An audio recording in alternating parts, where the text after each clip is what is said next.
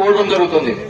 అదేవిధంగా బస్తా 270 రూపాయలకు దొరకాల్సిన చోట ఈ రోజు 450 రూపాయలు 600 రూపాయలకి ఒక్కొక్క బస్తా మీద అమ్ముతున్నారంటే అందరికీ తెలుసు ఎక్కడ పోతున్నాయో, అన్ని తెలంగాణకు పోతున్నాయి.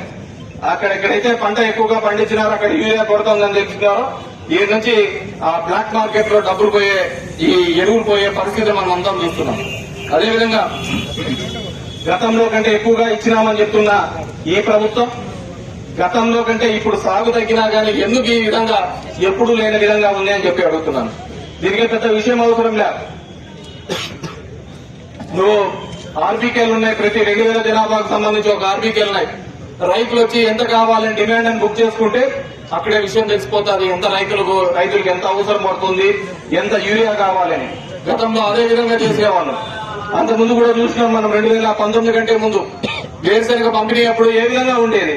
మార్కెట్ యార్డ్ లో వచ్చి ఇట్లాగే చెప్పులన్నీ పెట్టేసి తెల్లారి 3 గంటలకు వచ్చి ఎదురు చూసేవాళ్ళు. తర్వాత క్రమంలో ఎప్పుడైతే ఆర్బీకే ద్వారా మనం ఇస్తున్నామో ఎక్కడే కానీ క్యూలు కానీ వేరుశనగలో ఈ విధంగా ఇబ్బందులు పడుతున్నాయని ఎక్కడే కానీ చూసిన సందర్భం లేదు. ఎందుకంటే ఒక ఆలోచన విధానం ఉండాలి, రైతాంగానికి మేలు చేయాలని ఒక ఆలోచన విధానం ఉండాలి.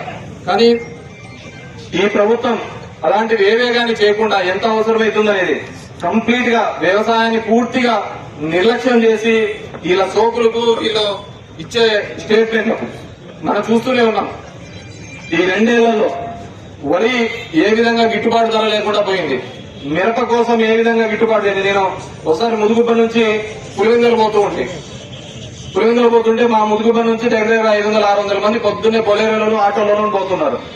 ఏమా ఇట్లా వస్తున్నారు అంటే ఈడ మిరపకు ఉంది అని చెప్పి మిరప కోసం పోయడానికి పోతున్నాం పక్కదాంట్లోకి అన్నారు.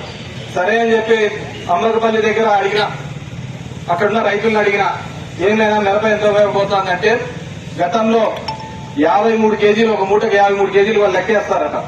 53 కేజీలు లెక్కేసేది గతంలో 5,000 6,000 ఉండేది.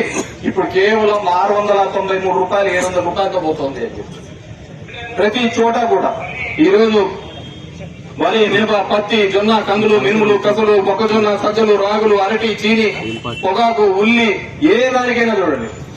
ఈరోజు ఉల్లి చూసినాం ఏ విధంగా కర్నూలులో జరుగుతూ ఉంది.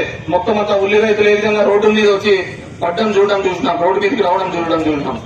ఈ విధంగా గతంలో కూడా 2019లో కూడా ఇదే విధంగా ఉల్లి రైతులకు ఇబ్బంది వచ్చిండే. మహారాష్ట్ర అక్కడంతా విపరీతమైన వర్షాలు పడ్డము, ఆ ఉల్లికంతా సమస్య రావడం, కర్నూలు జిల్లాలంతా రావడం చూస్తే ఆ రోజు దగ్గర 9,025 టన్నుల ఉల్లిని ప్రభుత్వమే కొనుగోలు చేసింది. ఏ రోజైనా ఇన్నాళ్ళు మనం వేరుశనగ పండించినాము, ఏ రోజైనా మన ప్రభుత్వంలో రేట్ తక్కువ ఉందని బాధపడిన సందర్భం ఉందా? ఎప్పుడు నార్పల్కి పోతా అంటే 3,000 ఉంది, 3,800 ఉంది, 6,000 ఉంది, ఇదే చెప్తుండే వాళ్ళు. ఈ రోజు చూడుకోండి, ఎప్పుడైతే తక్కువ వచ్చిందో ప్రభుత్వం మార్కెట్ ఇంటర్వెన్షన్ చేసేది, ప్రభుత్వం మధ్యలో వచ్చేది మేము కొంటామనేది. మనం కొంటామనేది కదా వ్యాపారస్తులంతా కూడా మళ్ళీ అదే రేటుకు రావాలి కదా అని మళ్ళీ వాళ్ళే పెంచేవాళ్ళు.